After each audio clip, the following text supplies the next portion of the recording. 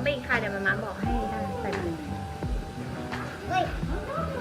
อีกเยอะๆเลยค่ะกาวใส่นี้เราจะใช้เยอะหน่อยใช่กาวใส่นี้หมดขวดเลยก็ได้ค่ะไอ้ด้าแค่นี้ก็พอแค่นี้เหรอใช่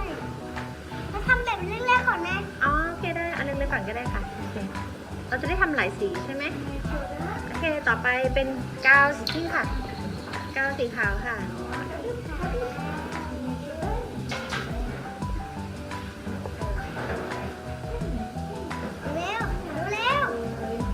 ออกไหมคะออกแล้วค่ะ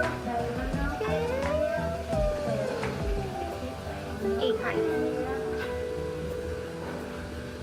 จะลงทำร้านนี้ใช่ไหมใช่ค่ะร้านนี้ใช่ไหมเอาอีกค่ะมันหมดนะจะไม่พอใช่ไหมจะไม่พอเดี๋ยวนะ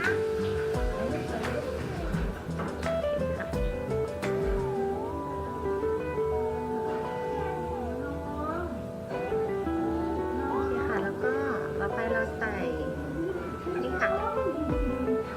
หนักใช่ไหมคะเรียบพอแล้วค่ะพอแล้วค่ะเติมน้ำเปล่าหน่อยนึงค่ะน้ำเปล่าจะหนักด้วยนะคะระวังนะคะจับหัวไม่ไหวว้าวแล้วก็คนนี้ใช่ไหมแล้วก็ใส่นี่เลยค่ะ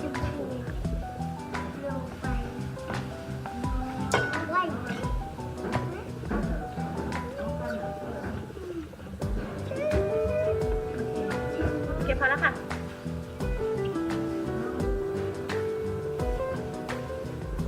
แล้วก็คนค่ะ